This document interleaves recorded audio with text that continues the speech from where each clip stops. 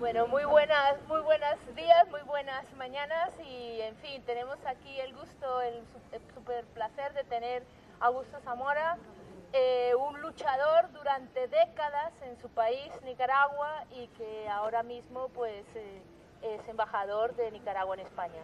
Y realmente es un placer porque no es la primera vez que le escucho una charla y precisamente por eso, por saber lo que dice y por gustarme mucho lo que dice a mí y a muchas de las compañeras que están aquí presentes, pues lo hemos invitado en esta ocasión a este domingo de economía, uno más entre muchos y además conmemorativo lo que fue una gran masacre en América Latina como fue el día de ayer.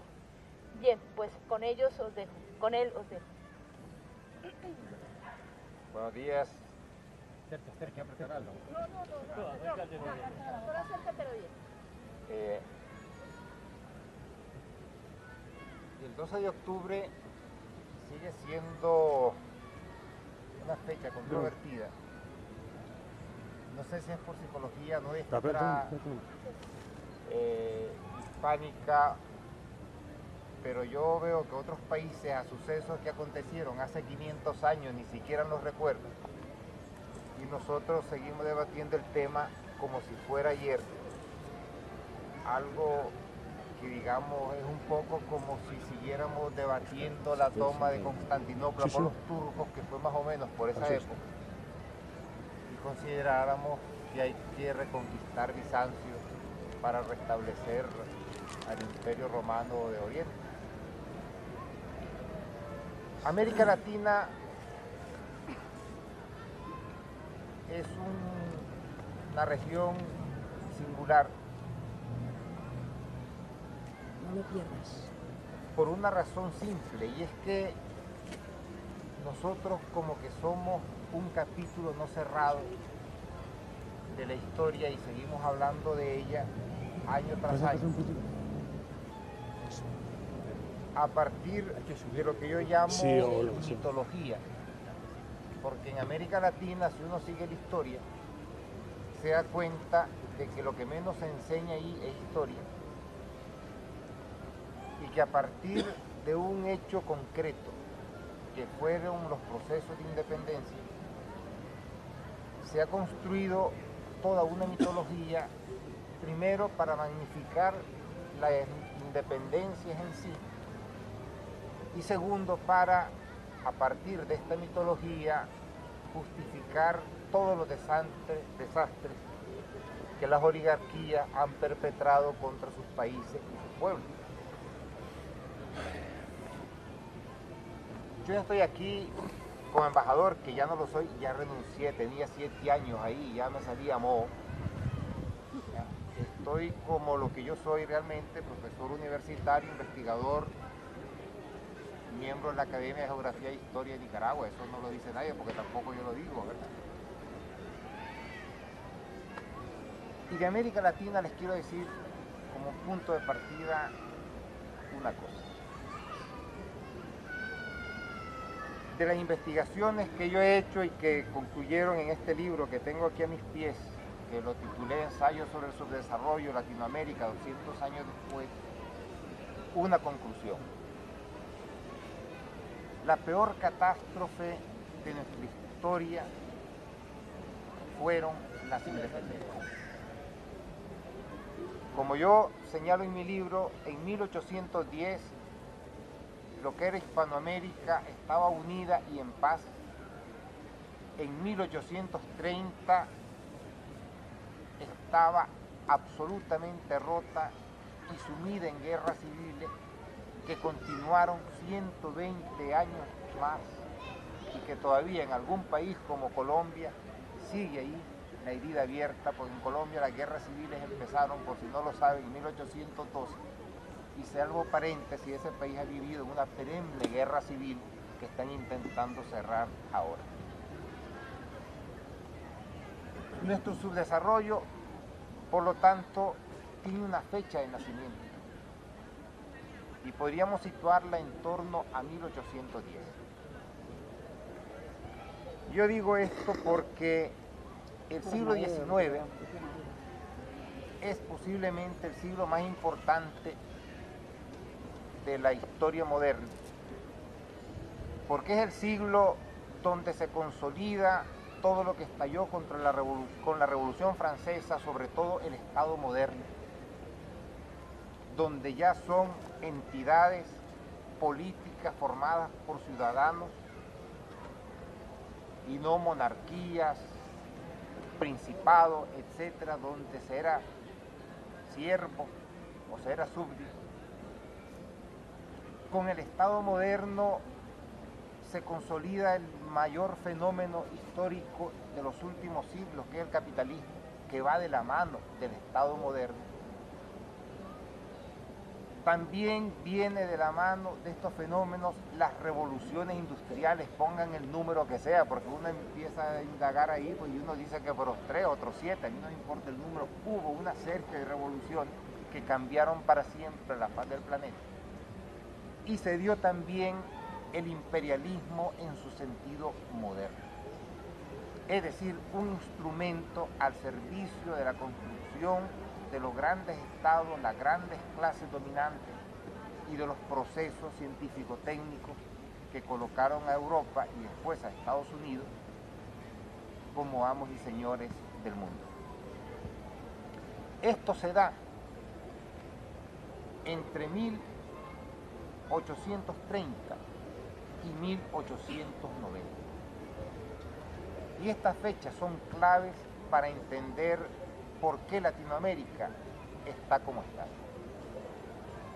Y es que es justamente en el periodo en que surge el nuevo orden mundial, que todavía sigue marcando el paso, cuando América Latina, a raíz de las independencias, queda literalmente fuera de circuito. Y cuando digo fuera, es total, completa y absolutamente fuera de los procesos que se estaban dando en Europa.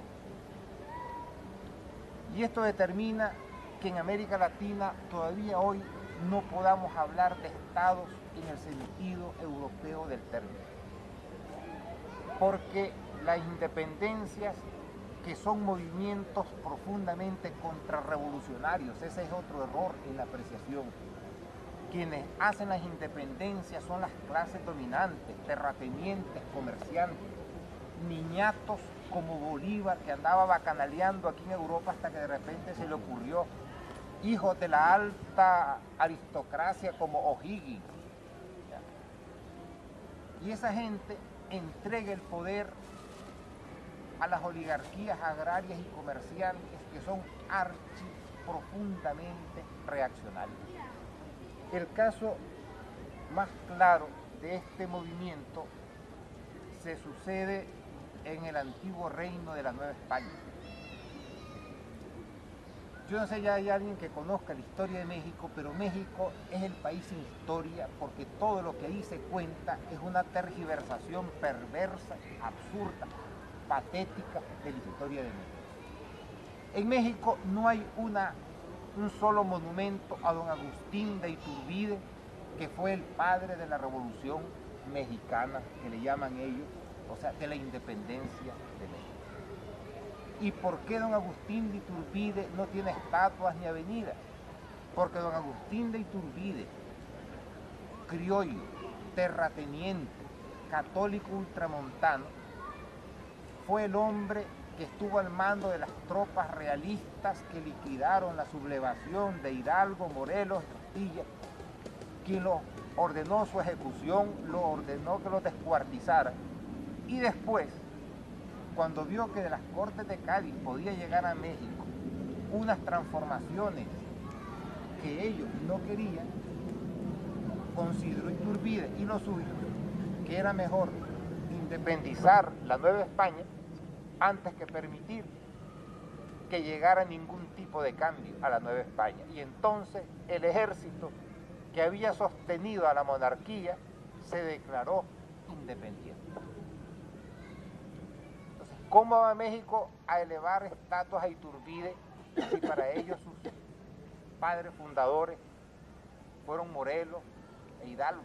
que dicho sea de paso, en 1818 Iturbide había aplastado total y completamente el movimiento insurgente, había liquidado a todos sus dirigentes y el reino de la Nueva España estaba absoluta y lealmente bajo la corona española. Pero eso no lo cuentan. Como en Colombia tienen de héroe a Bolívar y a Francisco de Paula y Santander, que quiso matar a Bolívar. Y Bolívar saltó en Bogotá por una ventana y por los pelos no terminó descuartizado y ahí la historia hubiera cambiado. Y de Bolívar, ¿qué decirle? Salió de Venezuela, Venezuela se hundió en una guerra civil atroz que le llaman la guerra social, de 700.000 habitantes que más o menos tenía la Capitanía General de Guatemala, murieron más de 200.000. Emigró toda la clase inteligente y pudiente porque en aquel desastre de país no podía vivir nadie, pero Bolívar jamás volvió a preguntar qué pasaba en Venezuela. A partir de ahí, todo lo demás es una cascada de calamidades. Yo encontré un estudio que comparaba los índices, digamos, de desarrollo, pues según parámetros actuales, entre los dominios españoles y Estados Unidos, que tampoco era homogéneo. Ustedes saben que el norte era de pequeños propietarios, inmigrantes, y con una naciente revolución industrial, y el sur era una estructura como la latinoamericana de latifundio basada en la esclavitud. Pues bien, la diferencia en 1810 era aproximadamente de 1 a 1,5. Pero para 1890 la diferencia de desarrollo entre Estados Unidos y Latinoamérica es de 1 a 150. Es decir, mientras Estados Unidos se había enganchado, y esta es la causa de su éxito, a los fenómenos que se daban en Europa. Y esto, entre otras razones, porque Estados Unidos, que quedó en paz, fue el receptor de la gran masa inmigratoria que salió de Europa huyendo del naciente capitalismo, pudo incorporar a esa gente que llegaba con nuevas ideas, nuevas visiones, a sus procesos de desarrollo. En cambio, América Latina, sumida en espantosas guerras civiles, cuartelazos y violencia sin fin, no llegaba nadie. De hecho, las primeras olas migratorias de América Latina llegan un siglo después, y sobre todo a la región del Río de la Plata. Con los emigrantes llegan los empréstitos europeos, llega la tecnología, llega el ferrocarril, y Estados Unidos por eso puede crear en una decena de años una enorme base industrial, y con la derrota de México en la guerra del 47, que ve duplicar su territorio, disponer de espacios suficientes para absorber la enorme masa migratoria europea en un continente que era esencialmente deshabitado. Y por eso se decía en América que poblar es gobernar. Si vamos a Argentina o a Brasil, la población era mínima y estaba en las zonas costeras. El resto del país no existía, y como no había gente para poblar porque nadie migraba ahí, tampoco hubo manera de ir creando un Estado moderno sobre las bases que aportaba la emigración, porque la emigración, no nos engañemos, ha sido un factor de desarrollo esencial en el continente americano. Y de hecho uno puede medir los niveles de desarrollo siguiendo los flujos migratorios según las áreas. No es casualidad que Canadá, Estados Unidos sean los más ricos, porque esos países desde finales del 18 fueron receptores netos de masas migratorias, mientras América Latina no la recibió hasta finales del 19, principios del 20, pero además la recibió de los países más atrasados de Europa, porque eran masas migratorias que llegaban de Portugal, de Italia, de España, mientras que la que llegó a Canadá, Estados Unidos, llegaba de Inglaterra, Alemania, los países nórdicos es decir, del corazón de lo que era en ese entonces la revolución industrial y el capitalismo. Pues bien, a partir de ahí, en América Latina las oligarquías construyen lo que yo llamo el Estado oligárquico. El Estado moderno se caracteriza por una alianza, por así decirlo, entre las emergentes clases burguesas que necesitan al Estado como instrumento, y por eso hay una comunión total entre capitalismo, burguesía, imperialismo y Estado, y sobre esa base surgen los grandes estados europeos. En cambio, en el Estado oligárquico es una clase dominante, arcaica, que tiene al Estado y lo administra como una finca, y a la población como peones. Quizá uno de los ejemplos que mejor ilustra esta visión y permite diferenciar entre el Estado moderno y el Estado oligárquico es la cuestión científico-técnica. Cuando yo estaba escribiendo este libro, yo me metí al problema del inmenso atraso científico-técnico de América Latina.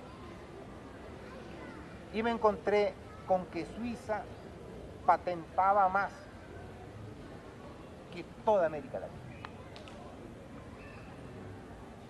Pero yo, indagando en las causas, encontré una explicación lógica. En países de latifundios y grandes extensiones ganaderas, las oligarquías, ¿para qué necesitaban científicos? Porque el capitalismo sí necesita del desarrollo científico-técnico para su propia expansión y desarrollo. Eso lo explicó Marx en el Manifiesto Comunista de una manera maravillosa. Y en ese sentido, las burguesías eran clases revolucionarias porque necesitaban la innovación. Y por eso llegan y financian centros de investigación de donde nacen los inventos que a ellos les permiten expandirse y convertirse en fuerzas cada vez más vigorosas, cada vez más ricas y por supuesto cada vez más expandidas por el mundo. Pero en América Latina, un latifundista, un estanciero, ¿para qué necesitaba científicos si lo que necesitaba eran peones que le cuidaran el ganado? Braceros que cortaran el café. Hay una anécdota que se repetía mucho en Nicaragua, cuando empezaban a llegar a nuestros países a finales del siglo XIX, primeros del XX, la importancia de la educación, y un oligarca, creo que un chamorro, dijo, bueno, pero si le enseñamos a leer a toda la gente, ¿quién nos va a lustrar los zapatos? Y en Nicaragua, fíjense ustedes que el programa educativo es de febrero a noviembre, porque diciembre, enero y febrero son los meses del corte del café. Entonces, como las oligarquías cafetaleras necesitaban, porque el café requiere mucha mano de obra, y al café iban el padre, la madre y los hijos, pues cerraban las escuelas para que en el momento del corte del café todo el país estuviera a disposición de los cafetaleros. Y es hoy, y si ustedes van, porque yo hice la investigación, averiguar cuánto invierten incluso los gobiernos que pasan por ser los más avanzados, y les hablo de Brasil o de Chile, en el ámbito científico técnico, y el resultado es casi cero patatero.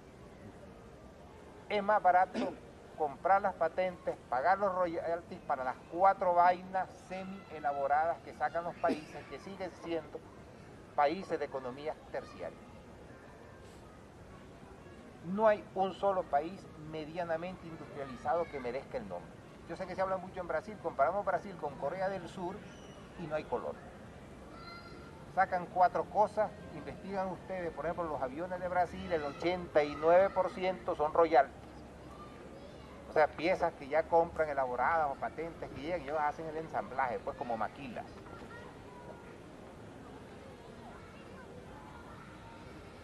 Y esto da el Estado oligárquico. Por otras cosas, yo me encontré esto que es enormemente ilustrativo de la distinta visión que hay hacia un país desde la oligarquía y desde el establishment. Porque me encontré un profesor de Harvard que hizo una diferenciación entre oligarquía y establishment que a mí me convenció, y la repito aquí, y se la voy a leer. Y dice: la meta fundamental de un establishment es asegurar que el sistema funciona, de modo que a la larga el país tenga éxito.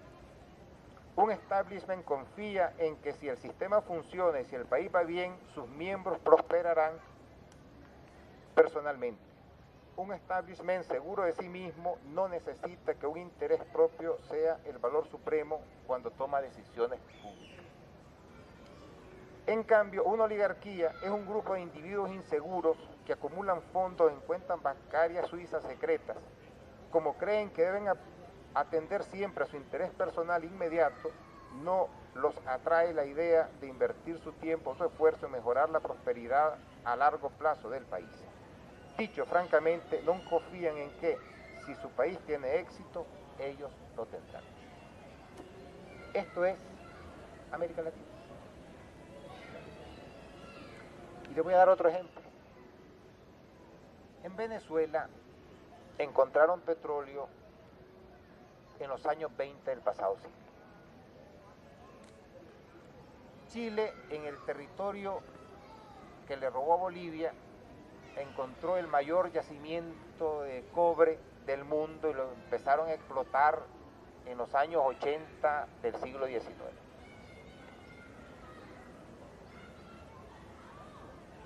Venezuela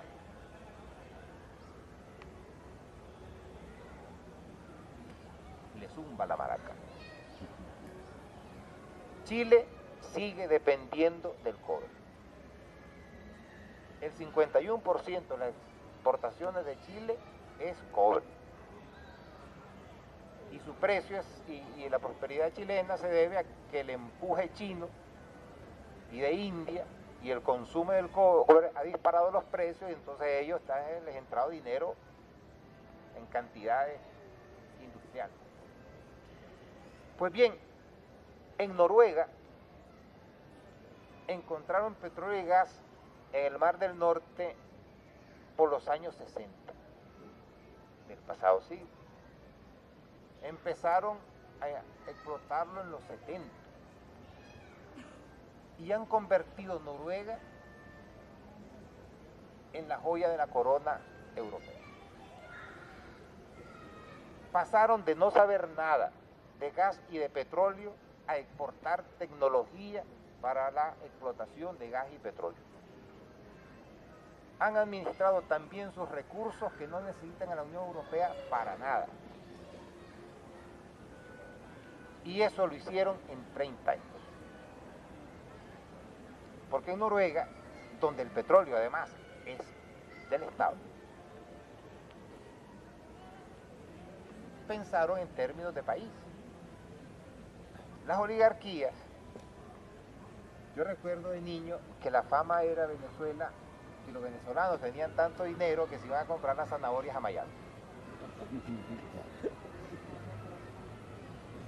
Claro, el problema que tiene Venezuela es un problema estructural. El petróleo creó una sociedad de zánganos, donde todo el mundo se acostumbró, o fue acostumbrado, mejor dicho, a vivir de los subsidios del Estado, y se perdió la agricultura, se perdió el hábito de trabajar, se perdió el hábito de ahorrar, y ahora todo el mundo está con la mano extendida, esperando que el Estado provea.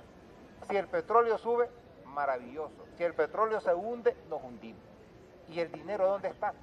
Urrar Pietri escribió hace como unos 20 años que de Venezuela, desde que empezó el apogeo del petróleo al presente, de ese momento habían ingresado al país más de 250.000 millones de dólares, que dividido en los 9 millones de venezolanos que había entonces era para que todos fueran jeques.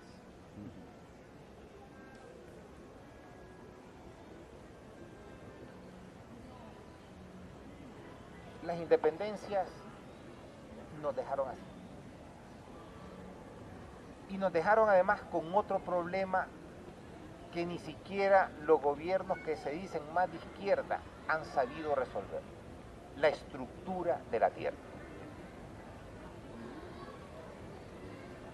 Taiwán y Corea del Sur en los años 50 eran estados semifeudales,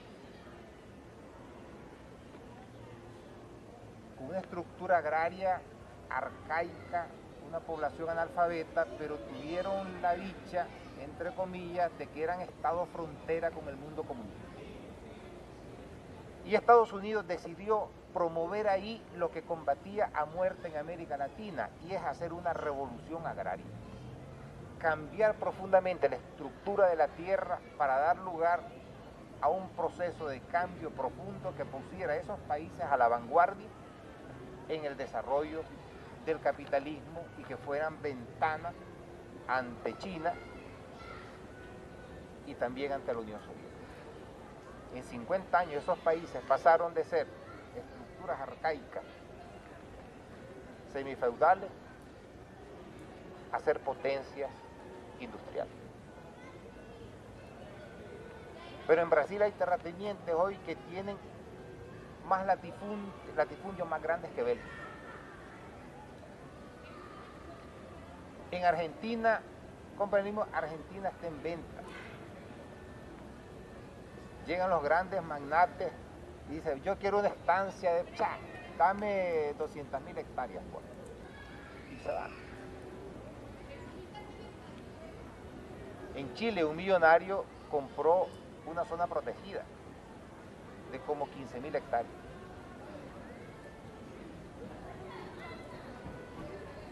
Y en Nicaragua se aplicó aquello del gato pardo, de que cambió todo para que no cambiara nada, porque al final una de las razones de la derrota de la revolución sandinista es que el Instituto Nicaragüense de Reforma Agraria se dedicó a quitarle la tierra a los pequeños y medianos productores que habían sido la base y el sustento de la revolución y después lo fueron de la contra, pero no tocó a los grandes latifundistas porque muchos de ellos eran parientes de los dirigentes revolucionarios.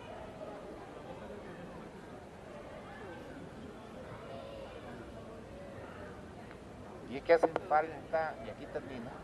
No termines. No termines. Continúa. Hacen falta más que revoluciones. Porque una revolución tiene el calado que tiene el calado de conocimiento de los dirigentes, de las realidades, del atraso y el subdesarrollo de su país. Y lamentablemente nuestra dirigencia, incluso revolucionaria, ha fallado en eso. Y ha fallado porque hemos sido incapaces incluso de elaborar nuestras propias teorías sobre la revolución y el desarrollo, y hemos sido meras cajas de resonancia de las teorías elaboradas en Europa, cuando la realidad europea o las realidades europeas no tienen un carajo que ver con nuestras realidades. Somos tan patéticos que hasta imitamos la terminología, olvidándonos incluso aquellos que se dicen o se creen profundamente marxistas de las enseñanzas sustantivas de Marx, que es el análisis de las realidades. La burguesía es un fenómeno europeo que nace con la revolución industrial y representa una clase dominante específica. Pues la izquierda latinoamericana llama burguesía a la oligarquía, porque es incapaz de diferenciar una vaina de la otra.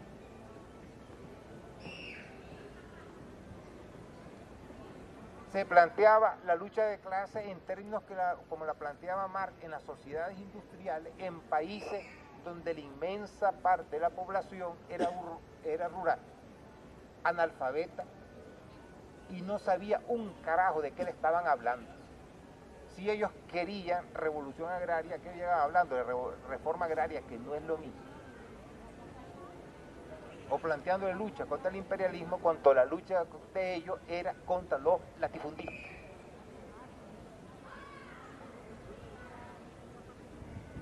Y por eso es que incluso revoluciones como la cubana fracasaron. Porque la estructura de la tierra que es la madre de todas las batallas en el campo económico, no ha terminado nunca de ser entendida, ni abordada, ni mucho menos resuelta. Cuba, en vez, por ejemplo, de hacer una revolución agraria y entregar la tierra a la gente para que la trabajara, la estatizó, y si antes producía azúcar y la vendía a Estados Unidos, pasó después a producir azúcar y a venderla a la Unión Soviética. Pero la estructura no cambió. Y hay una ley de hierro en la economía en la que yo no he encontrado excepción. Y es que para que un país pueda salir del subdesarrollo, tiene primero que resolver el problema de la tierra y el hambre. Tiene que producir el máximo posible de alimentos para no gastarse las pocas divisas que entran en importar alimentos.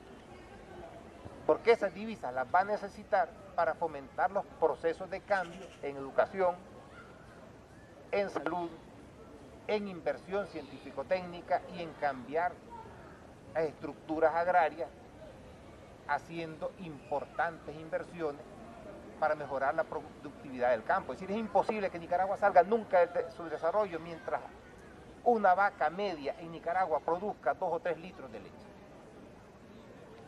Es imposible estructuralmente hablando, por más discursos que se den sobre el desarrollo, la revolución y las papas fritas.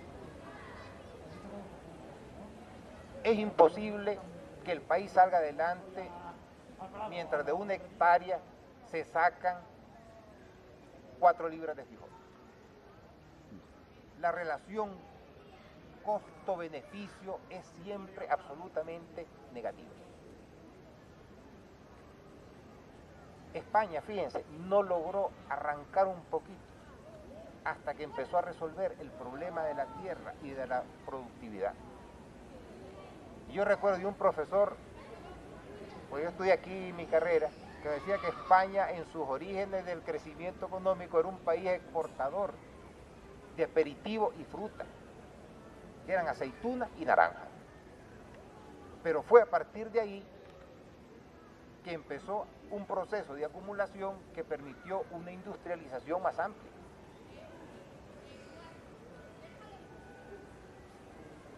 China resolvió primero el problema de cómo alimentar a 1.200 millones de personas. Yo he estado 2 veces en China, me la he recorrido con mochila de arriba abajo, desde la primera torre de la muralla china hasta la última. Y puedo dar fe de que hay comida a niveles asombrosos para la cantidad de gente que existe en ese país. Y fue a partir del momento en que el gobierno chino resolvió el problema del sustento de la población que empezó el milagro asombroso del desarrollo. Nosotros no lo hemos resuelto. Salvo un puñado de países, tenemos grandes porcentajes de población pasando hambre. En Nicaragua es aproximadamente el 30%, que era el 50%, se ha progresado. Pero no es solo el 30%, es que también veamos las medidas de ingesta de alimentos, de la calidad. Porque es también como la alfabetización, no es solo que sepan leer y escribir y sumar 2 y 2 más 4, esto es más profundo y más radical. Porque con gente que apenas sabe leer y escribir y apenas sumar, tampoco hacemos nada. Y con gente que la incluimos en la categoría de los que no pasan hambre, porque come arroz y frijoles 2 veces al día, pues tampoco, porque el organismo necesita de otros nutrientes para desarrollar, entre otras cosas, el cerebro.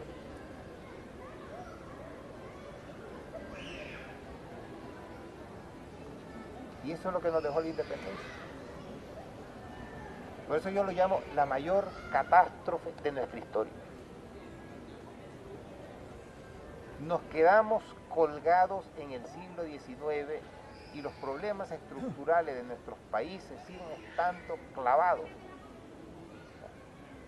con clavos kilométricos en las primeras décadas del siglo XIX. Por eso es que hay que distinguir, ya ahora sí que termino, entre crecimiento y desarrollo. América Latina vive periódicamente periodos de crecimiento, como el que estamos viviendo ahora.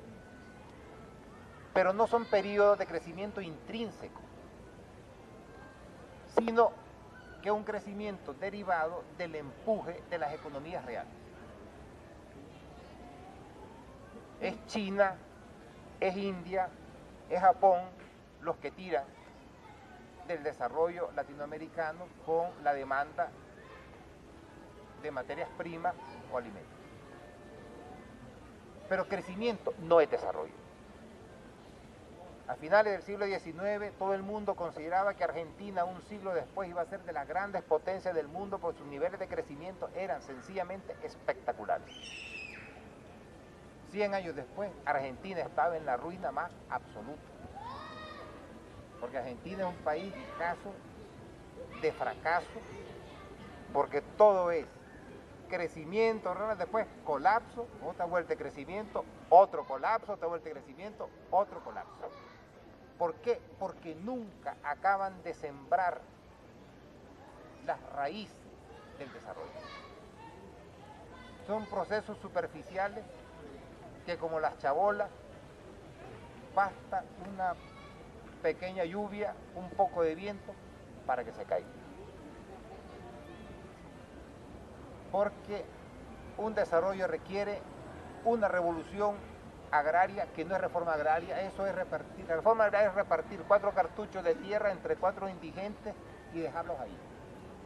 La revolución agraria es reorganización de la tierra, más educación, más inversión en tecnología, más creación de infraestructura.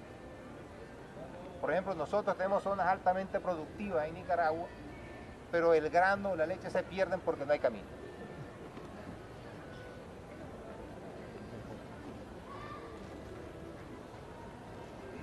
El desarrollo requiere inversión en educación, pero no para enseñar solo a leer y a escribir. Yo propuse en Nicaragua la introducción de la enseñanza audiovisual, porque vamos tan atrasados que no podemos esperar los procesos simples a través de la lectura. Tenemos que acelerarlos y las nuevas tecnologías, les dije yo, nos la dan, y a través de la enseñanza audiovisual podemos dar saltos cuantitativos. Porque gente que es incapaz de leerse un libro de ciencia se puede tragar 10 horas de documental. Pues bien, no me hicieron caso. Porque el subdesarrollo es una telaraña que está allá adentro, incluso de quienes dirigen. Y por supuesto, sin inversión en el campo científico, técnico, tampoco hacemos nada porque seremos siempre consumidores de tecnología que será siempre, y valga la redundancia, más cara que las materias primas que nosotros exportemos. En resumen, que estamos mejor que hace unos años, pero lejos, bastante lejos, de dar gritos de triunfo, de poner las campanas al vuelo. Gracias.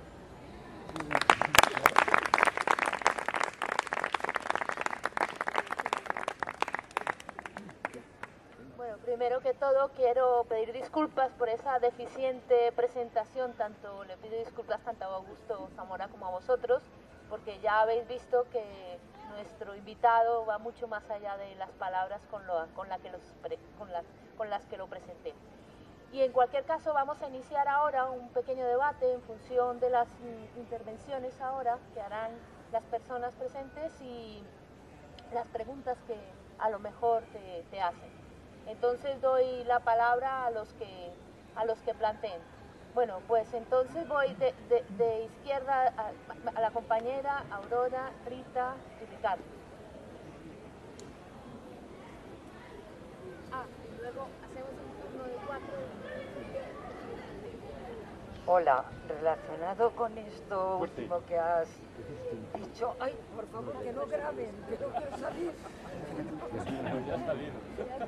Bueno, relacionado con esto último de lo que acabas de hablar, pues a mí se me ocurre también para España, porque tengo la sensación de que navegamos desde la transición, que es lo único que se Más puede alto, por mencionar. favor, más cerca. Bueno, que navegamos en aguas superficiales, que hace falta navegar en aguas más profundas.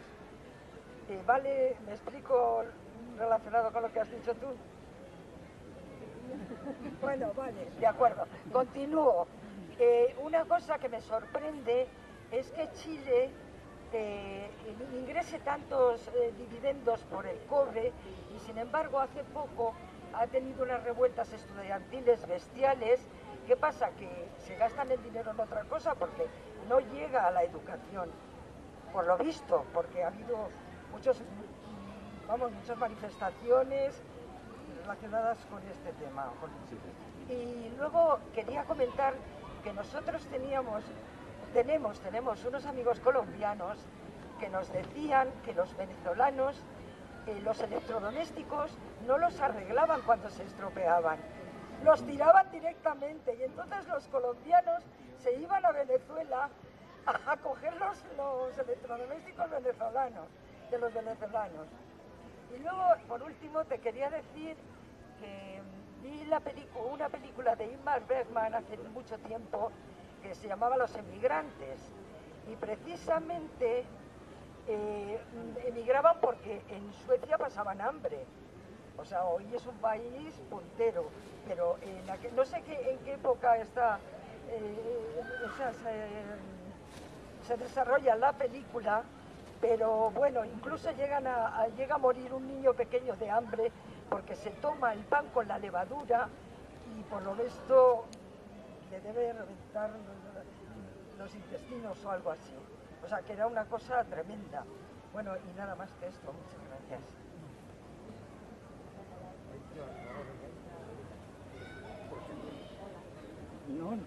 Muchísimas gracias.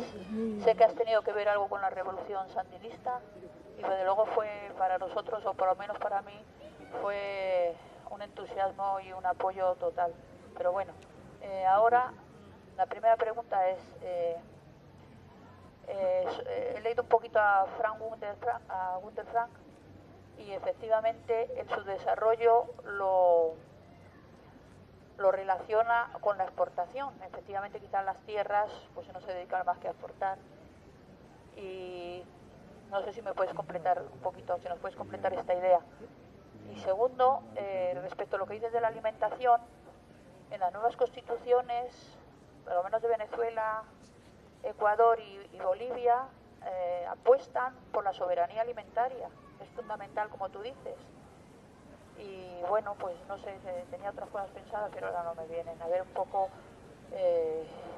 Bueno, tenemos un poquito de problema, porque si esos países tienen tanta superficie de tierra, a lo mejor no hace falta, simplemente con la revolución, con el reparto, no hace falta que... Bueno, tecnología hace falta, pero con cuidado, ¿no? Porque a lo mejor no hace falta tampoco cambiar radicalmente y ponerse a plantar transgénicos, fecunde mucho y no es bueno para el desarrollo. Nada más.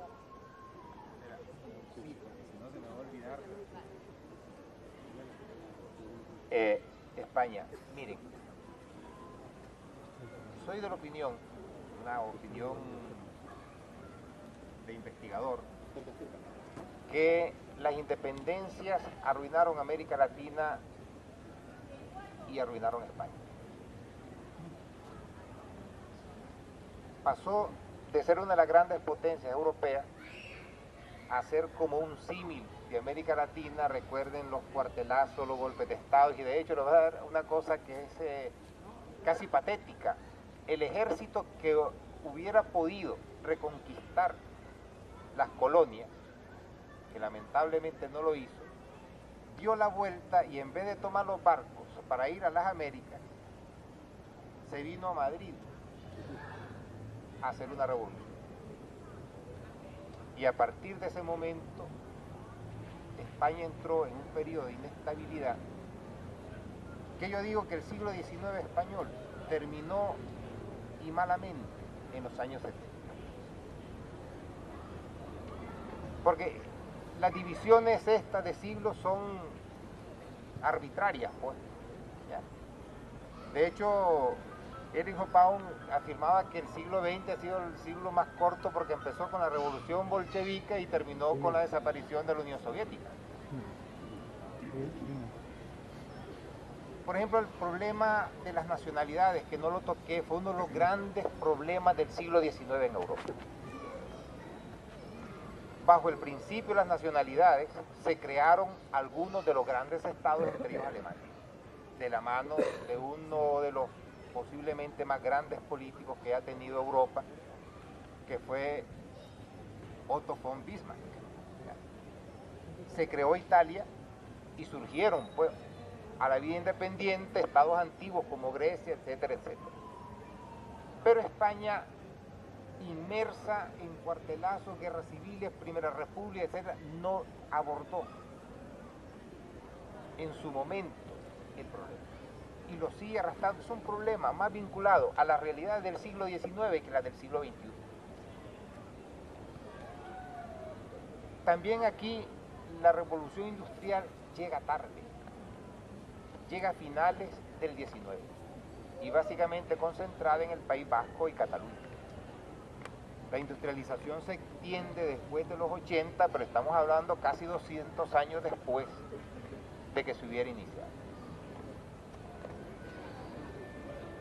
Y eso porque España también se aparta del desarrollo de los grandes estados europeos debido a su inestabilidad interna.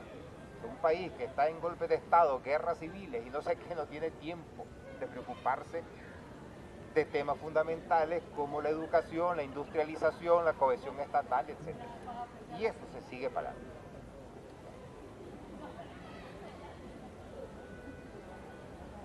La tierra es la base de todo. Primero, somos animales territoriales. Segundo, históricamente de la tierra la especie humana ha obtenido el sustento. El control de la tierra ha sido causa de infinitas guerras, matanzas, fratricidio, etc. Y el impacto de la tierra en la economía es esencial.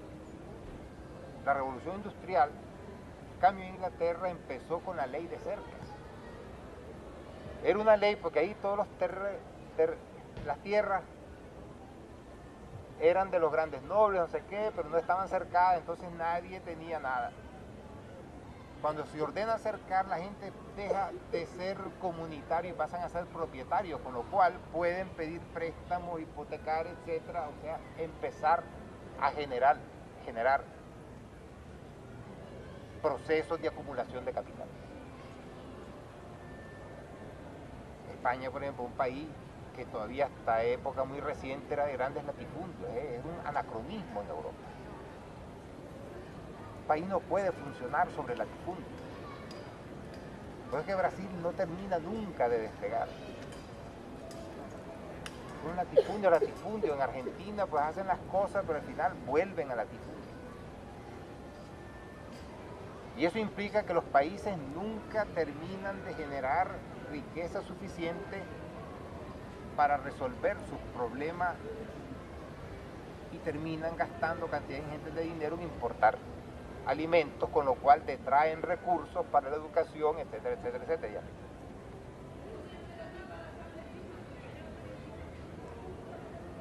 Siempre se ha tocado el problema de la tierra en América Latina, pero nunca se termina de abordar a profundidad, porque hay como un miedo cerval metido allí a hacer realmente un cambio revolucionario. Yo lo viví en la Nicaragua de los 80. Yo nunca entendí cómo era posible que la revolución sandinista confiscara a pequeños y medianos productores, que eran la base de la economía del país, los que alimentaban el país. Y por eso en el 83 Nicaragua, que exportaba frijoles, pasó a importarlos. Y sin embargo, los grandes latifundios de las grandes familias siguieron incólumes. Eso no era realmente una revolución.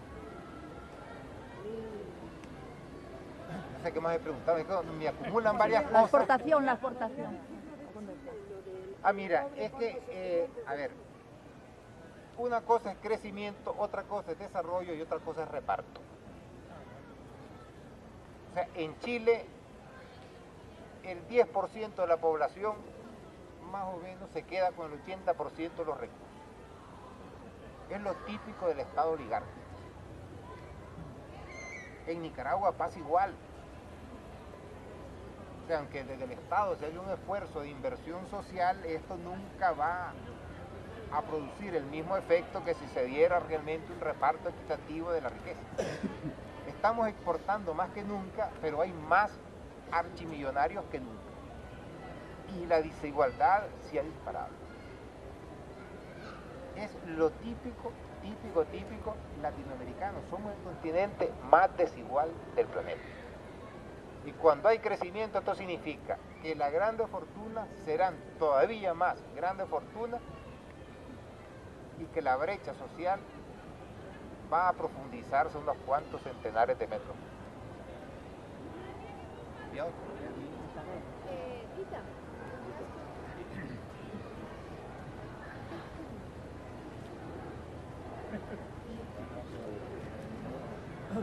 Bueno, yo quería preguntar que este problema de la falta de concordancia entre el crecimiento de países, como has comentado antes, como Argentina, que crece mucho, pero luego no llegan a nada.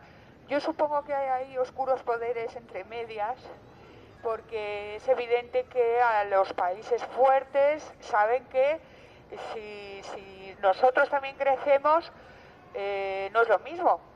Entonces creo que hay mucho interés en que todos estos países continuemos así. Probablemente pueda venir más de Estados Unidos hacia Sudamérica o de Europa de arriba hacia la Europa de abajo. Entonces yo no sé si la gente es consciente de los trapicheos que se hacen, como dices tú, para mantener luchas internas dentro de los países, que es uno de los factores que hace que el país no mire afuera, ¿no?, sino que esté mirando dentro. Casos, por ejemplo, como el que nosotros hemos visto aquí, podemos ver cómo puede ser incluso lo que es los independentismos españoles, como puede ser el catalán o el vasco. Al margen de la intención espiritual de independentismo, para nosotros, por ejemplo, hay una gran dosis de mafia metida ahí, de servicios de inteligencia, de gente que está provocando que todo eso sean conflictos internos. Sin embargo, esto a la gente no le cae bien. O sea, a la gente no le gusta saber que lo que está viviendo se le está provocando y se está manipulando, ¿no? Entonces es un problema muy grave para mí, porque para mí la gente no es consciente de todos los entramados que hay por arriba para mantener el país en la situación, y luego de qué manera tú piensas que se podría conseguir hacer a la gente ser consciente de esto y poder de alguna forma, de alguna manera también rebelarse y también acceder a un mismo establishment.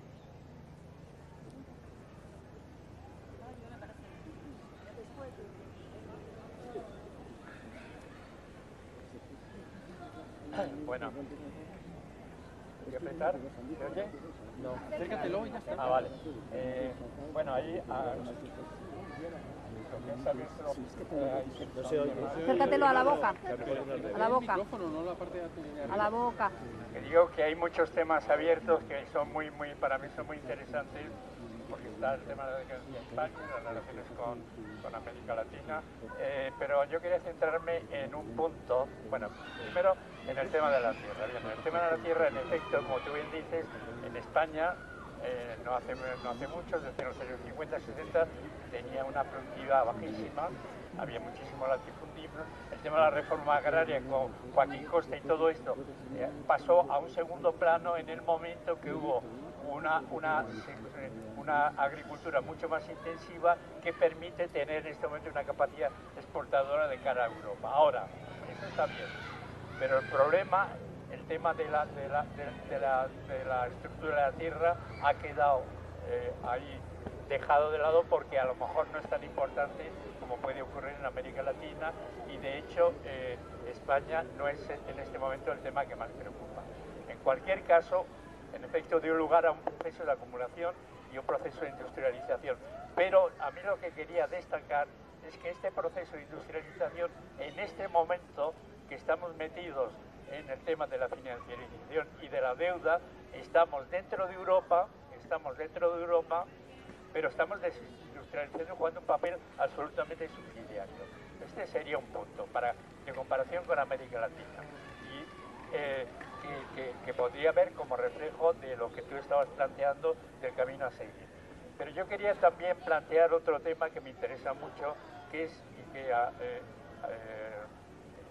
me ha preocupado y he trabajado algo, que es el tema de las inversiones de España en América Latina, y cómo un país pequeño como España en un momento fue capaz de desplazar a Estados Unidos o de América Latina las inversiones. Ahora estamos en un proceso de retroceso, y qué papel podía haber jugado España con América Latina si no se hubiera metido en la Unión Europea, o incluso dentro de la Unión Europea, que la idea es que ha dado la espalda en América Latina, y lo que se habla ahora del proceso de triangulización entre América Latina, España y China.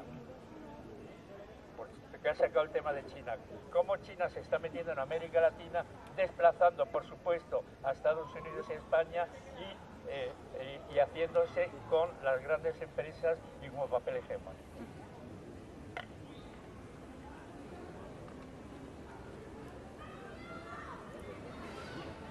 En 1810, cuando empiezan en Buenos Aires y en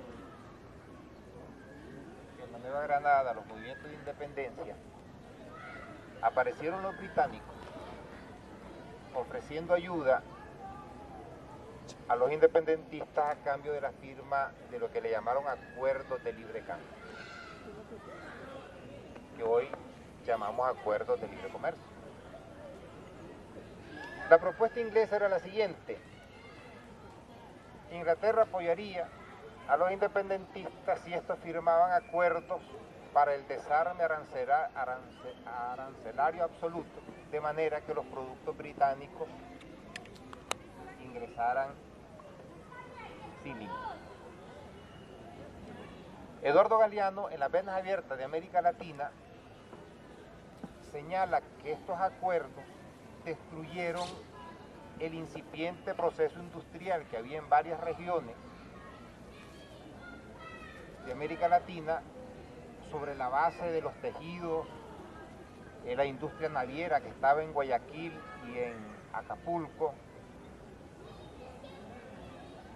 Pero Eduardo Galeano, como yo una vez le dije, se quedó corto porque él no se atrevió a dar el paso siguiente, y era señalar a los culpables, que eran los flamantes libertadores, que fueron quienes autorizaron la firma de esos tratados. Esos tratados fueron el acta de defunción del desarrollo industrial latinoamericano. Y Galeano cuenta, yo sigo con él porque yo nunca me... Claro, yo vengo de un país que no tiene libertadores. Centroamérica se independizó porque al final todo el mundo se olvidó de ellos, y en 1821 pues dijeron, bueno, ¿y ahora qué hacemos? Si aquí no pasa ni perico, ¿no? Pues no nos independizamos. Yo no me he criado, yo creo que por eso puedo escribir este libro con un martillo pilón diciendo los libertadores, libertadores, libertadores, ¿saben? Como para mí son unos señores que están ahí y al final no lo señalan. Pero estos acuerdos de libre cambio mataron el desarrollo industrial latinoamericano hasta la fecha. Llegó a ser tan patético que señala Galeano que cuando las guerras napoleónicas, Inglaterra exportaba con el bloqueo continental braseros y productos de calefacción para los países que se morían de frío, y entonces los exportaba todos los desastres que las oligarquías han perpetrado contra sus países y sus pueblos. Yo estoy aquí como embajador, que ya no lo soy, ya renuncié, tenía 7 años ahí, ya me salía moho. Estoy como lo que yo soy realmente, profesor universitario, investigador, miembro de la Academia de Geografía e Historia de Nicaragua. Eso no lo dice nadie porque tampoco yo lo digo, ¿verdad? Y de América Latina les quiero decir como punto de partida una cosa. De las investigaciones que yo he hecho y que concluyeron en este libro que tengo aquí a mis pies, que lo titulé Ensayo sobre el subdesarrollo Latinoamérica 200 años después, una conclusión. La peor catástrofe de nuestra historia fueron las independencias. Como yo señalo en mi libro, en 1810 lo que era Hispanoamérica estaba unida y en paz. En 1830 estaba absolutamente rota y sumida en guerras civiles que continuaron 120 años más y que todavía en algún país como Colombia sigue ahí la herida abierta, porque en Colombia las guerras civiles empezaron, por si no lo saben, en 1812, y salvo paréntesis, ese país ha vivido una perenne guerra civil que están intentando cerrar ahora. Nuestro subdesarrollo, por lo tanto, tiene una fecha de nacimiento y podríamos situarla en torno a 1810. Yo digo esto porque el siglo XIX es posiblemente el siglo más importante de la historia moderna, porque es el siglo donde se consolida todo lo que estalló con la Revolución Francesa, sobre todo el Estado moderno, donde ya son entidades políticas formadas por ciudadanos y no monarquías, principados, etcétera, donde se era siervo o se era súbdito. Con el Estado moderno se consolida el mayor fenómeno histórico de los últimos siglos, que es el capitalismo, que va de la mano del Estado moderno.